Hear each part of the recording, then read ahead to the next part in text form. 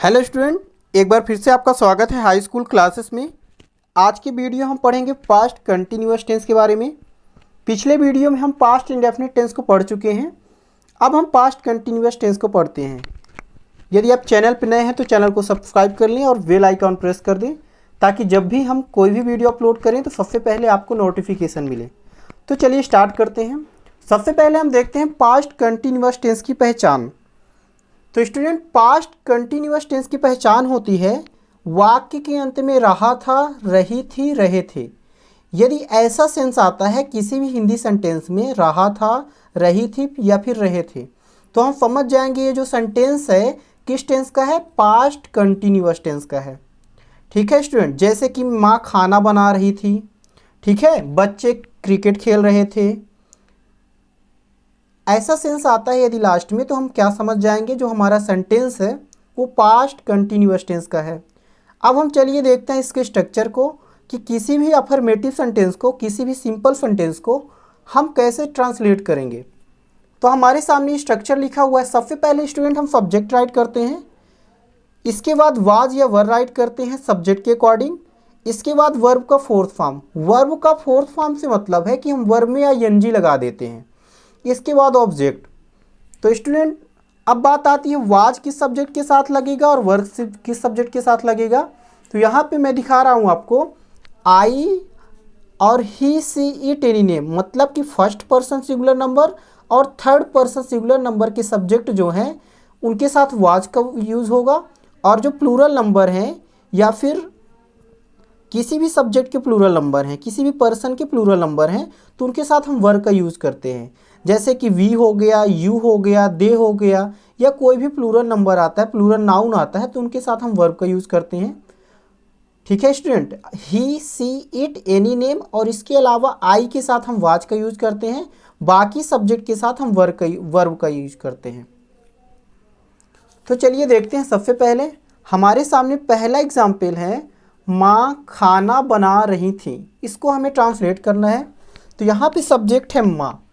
माँ स्टूडेंट अकेली है, सिंगुलर नंबर है, मतलब कि यहाँ पे वाज का यूज़ होगा। तो सबसे पहले हम सब्जेक्ट राइट करेंगे। तो सब्जेक्ट क्या हो जाएगा यहाँ पे, मदर। क्या हो जाएगा स्टूडेंट, मदर, MOTHER। अब स्टूडेंट सिंगुलर नंबर के साथ वाज का यूज़ करना है, तो मदर वाज। इसके बाद स्टूडेंट यहाँ पे वर्ब है खाना बनाना। खाना बनाना को हम बोलते हैं कुक। तो यहाँ पे हो जाएगा मदर वाज कुकिंग, क्योंकि हमें वर्ब का फोर्थ फॉर्म राइट करना है, मतलब वर्ब में ING जोड़ना है। उसके बाद क्या राइट करना है, ऑब्जेक्ट। तो क्या हो जाएगा student, mother was cooking food. यहाँ पे क्या राइट कर देंगे, फूड, FOOD। ये बन गया हमारा ट्रांसलेशन। अब हम अगले टेंस को ट्रांसलेट करते हैं। अगला टेंस है हमारे पास, शिक्षक बच्चों को डांट रहे थे। तो स्टूडेंट शिक्षक, शिक्षक क्या हो जाएगा, सब्जेक्ट हो जाएगा। तो यहाँ पे हम सबसे पहले क्या लिखेंगे, टीचर। क्या लिखेंगे, टीचर। ये हो गया हमारे पास सब्जेक्ट। अब चूंकि टीचर सिंगुलर नंबर है, थर्ड पर्सन सिंगुलर नंबर है, तो यहाँ पे हम वाज का यूज़ करेंगे। तो टीचर वाज। यहाँ पे वर्ब है स्टूडेंट डांटना। डांटना को हम बोलते हैं स्कॉल्ड। क्या बोलते हैं, स्कॉल्ड। तो यहाँ पे हो जाएगा स्कॉल्डिंग। क्या हो जाएगा, स्कॉल्डिंग। टीचर वाज स्कॉल्डिंग, किसको डांट रहे थे, चिल्ड्रेन। तो यहाँ पे हो जाएगा चिल्ड्रेन। तो क्या ट्रांसलेशन हो जाएगा हमारा, टीचर वाज स्कॉल्डिंग चिल्ड्रेन। अब हम बात करते हैं अगले सेंटेंस की। अगला सेंटेंस है हमारे पास, आप अंग्रेजी सीख रहे थे। तो यहाँ पे सबसे पहले हम लिखेंगे सब्जेक्ट। सब्जेक्ट है आप, तो आपके साथ हम क्या राइट करते हैं, वर राइट करते हैं। तो सबसे पहले हम सब्जेक्ट राइट करेंगे यू। इसके बाद हो जाएगा वर। इसके बाद स्टूडेंट यहाँ पे वर्ब है सीखना। सीखना को हम क्या बोलेंगे, लर्न। तो क्या हो जाएगा, लर्न, LEARN। अब चूंकि हमें वर्ब का फोर्थ फॉर्म यूज़ करना है, तो क्या हो जाएगा, लर्निंग। यू वर लर्निंग, क्या सीख रहे थे, अंग्रेजी सीख रहे थे। तो अंग्रेजी को हम क्या बोलते हैं, इंग्लिश। तो यहाँ पे क्या हो जाएगा, यू वर लर्न इंग्लिश। ये बन गया हमारा ट्रांसलेशन। अब हम अगले ट्रांसलेशन की ओर चलते हैं। अगला ट्रांसलेशन है हमारे सामने, मैं पतंग उड़ा रहा था। क्या सेंटेंस है, मैं पतंग उड़ा रहा था। तो यहाँ पे सब्जेक्ट है मैं, तो सबसे पहले हम सब्जेक्ट राइट करेंगे आई, इसके बाद आई के साथ वाज का यूज़ करना है, तो आई वाज। यहाँ पे वर्ब है उड़ाना, उड़ाना को हम बोलते हैं फ्लाई, तो क्या हो जाएगा यहाँ पे फ्लाइंग, आई वॉज फ्लाइंग। अब यहाँ पे ऑब्जेक्ट क्या है स्टूडेंट, पतंग, क्या उड़ाने का काम हो रहा है, पतंग, तो यहाँ पे हो जाएगा kite, I was flying kite. ये हो जाएगा हमारा ट्रांसलेशन। अब हम बात करते हैं स्टूडेंट पास्ट कंटिन्यूअस के निगेटिव सेंटेंस के बारे में। तो अब हम बात करते हैं निगेटिव सेंटेंस की। देखते हैं निगेटिव सेंटेंस का रूल क्या होता है, निगेटिव सेंटेंस को ट्रांसलेट करने का स्ट्रक्चर क्या होता है। तो सबसे पहले हम राइट करेंगे सब्जेक्ट, सबसे पहले हमें सब्जेक्ट लिखना है, इसके बाद वाज या वर, जैसा कि सिंपल सेंटेंस में हम राइट करते हैं। इसके बाद वाज या वर के बाद हमें नॉट राइट कर देना है, इसके बाद वर्ब का फोर्थ फॉर्म, इसके बाद ऑब्जेक्ट। वर्ब का फोर्थ फॉर्म मीन्स होता है वर्ब में आईएनजी ऐड कर देना है। चलिए कुछ एग्जाम्पल्स की मदद से हम समझते हैं। तो पहला एग्जाम्पल है हमारे पास, वह खिड़की नहीं खोल रहा था। यहाँ पे सब्जेक्ट है वह, वर्ब है यहाँ पे खोलना, और ऑब्जेक्ट क्या है स्टूडेंट, खिड़की। ये है सब्जेक्ट, ये है वर्ब, ये क्या है ऑब्जेक्ट। तो सबसे पहले हमें क्या राइट करना है, सब्जेक्ट राइट करना है। सब्जेक्ट है वह, तो यहाँ पे हम राइट कर देंगे ही। इसके बाद सब्जेक्ट के साथ हमें वाज का यूज़ करना है, क्योंकि हमने आपको बताया थर्ड पर्सन सिंगुलर के साथ वाज और आई के साथ भी वाज का यूज होता है। तो ही के साथ किसका यूज हो जाएगा, वाज का। इसके बाद निगेटिव सेंटेंस है तो हमें नॉट राइट करना है, तो ही वॉज नॉट। इसके बाद वर्ब है हमारे पास ओपन, तो यहाँ पे हो जाएगा ओपनिंग, क्योंकि हमें वर्ब का फोर्थ फॉर्म यूज़ करना है। तो ही वॉज नॉट ओपनिंग, क्या नहीं खोल रहा है स्टूडेंट, खिड़की, तो यहाँ पे हो जाएगा window, he was not opening window. अब हम बात करते हैं अगले सेंटेंस की। अगला सेंटेंस है स्टूडेंट हमारे पास, माली फूल नहीं तोड़ रहा था। तो स्टूडेंट यहाँ पे सब्जेक्ट है माली, यहाँ पे वर्ब है तोड़ना, और ऑब्जेक्ट है क्या, फूल। तो सबसे पहले हम माली का ट्रांसलेशन करेंगे। माली को हम क्या बोलते हैं, गार्डनर, क्या बोलते हैं, गार्डनर। तो यहाँ पे हो जाएगा गार्डनर, ये हो गया स्टूडेंट गार्डनर। अब गार्डनर चूंकि अकेला है, अकेला माली है, तो इसके साथ वाज का यूज करेंगे, गार्डनर वाज। यहाँ पे निगेटिव सेंटेंस है इसलिए नॉट का यूज करेंगे, तो गार्डनर वाज नॉट। अब यहाँ पे वर्ब है स्टूडेंट तोड़ना, क्या तोड़ने की बात हो रही है, फूल तोड़ना। तो फूल तोड़ना को हम प्लक बोलते हैं, क्या बोलते हैं, प्लक। तो गार्डनर वाज नॉट प्लकिंग, क्या नहीं तोड़ रहा स्टूडेंट, फ्लावर नहीं तोड़ रहा, तो यहाँ पे क्या हो जाएगा, फ्लावर। तो gardener was not plucking flower. अब चलते हैं अगले सेंटेंस पे। अगला सेंटेंस है हमारे पास स्टूडेंट, बादल नहीं गरज रहे थे। तो यहाँ पे हम क्या राइट करेंगे, सबसे पहले बादल, बादल को हम क्या बोलेंगे, क्लाउड। तो यहाँ पे हो जाएगा क्लाउड। अब यहाँ पे स्टूडेंट सेंस आ रहा है नहीं गरज रहे थे, मतलब कई सारे बादल हैं, तो क्लाउड्स हो जाएगा। तो क्लाउड्स वर, क्या हो जाएगा, क्लाउड्स वर, क्योंकि प्लूरल नंबर के साथ वर का यूज करना है, तो क्लाउड्स वर नॉट। अब स्टूडेंट गरजना को हम बोलते हैं रोअर, क्या बोलते हैं, रोअर। तो क्या हो जाएगा, ROAR। अब इसमें ING जोड़ना है, तो क्या हो जाएगा, क्लाउड्स वर नॉट रोअरिंग। अब हम बात करते हैं इंटेरोगेटिव सेंटेंस के बारे में। तो इंटेरोगेटिव सेंटेंस दो टाइप का होता है, जैसा कि हमने पिछले वीडियोज में आपको बता चुका है। पहला टाइप होता है यस नो टाइप, मतलब ऐसे सेंटेंस जिसका जवाब हम यस और नो में दे सकें। जैसा कि क्या वह मछली पकड़ रहा था, यहाँ पे हम सीधा यस और नो में जवाब दे सकते हैं, इसलिए यस नो टाइप हुआ। और यस नो टाइप की खासियत क्या होती है कि वाक्य हमेशा क्या से शुरू होता है, जैसे क्या वह मछली पकड़ रहा था, क्या तुम सवाल हल कर रहे थे, ठीक है। तो यहाँ पे क्या हो जाएगा, स्ट्रक्चर सबसे पहले हम देखते हैं। स्ट्रक्चर हमारे पास वाज या वर्ब पहले राइट करना है, इसके बाद सब्जेक्ट राइट करना है, इसके बाद वर्ब का फोर्थ फॉर्म लिखना है, और अंत में क्या लिख देना, ऑब्जेक्ट। इसके बाद हमें क्वेश्चन मार्क लगा देना है, क्योंकि इंटेरोगेटिव सेंटेंस है। अब हम बात करते हैं एग्जाम्पल्स की। तो हमारे सामने पहला एग्जाम्पल है, क्या वह मछली पकड़ रहा था। तो यहाँ पे वाक्य क्या से शुरू है, तो क्या स्ट्रक्चर लगेगा जो हमारे पास लिखा हुआ है।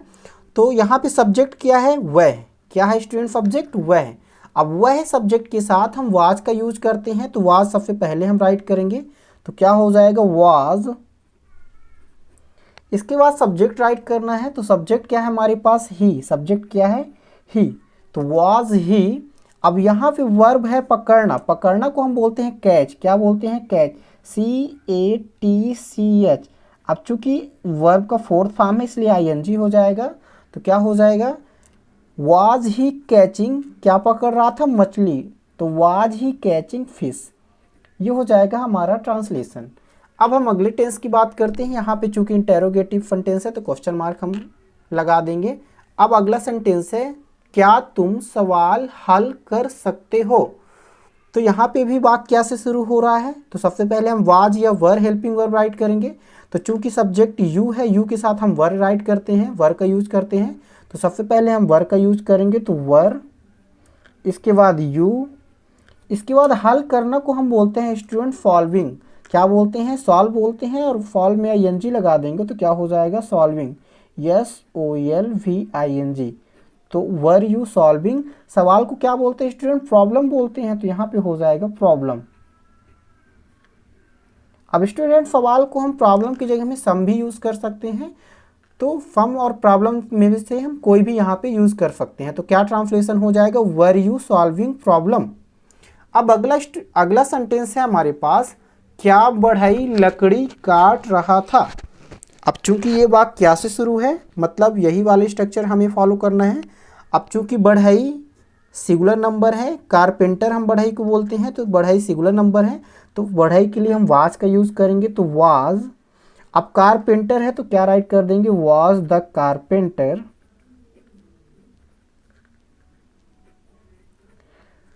ठीक है, तो क्या हो जाएगा स्टूडेंट, वाज द कारपेंटर।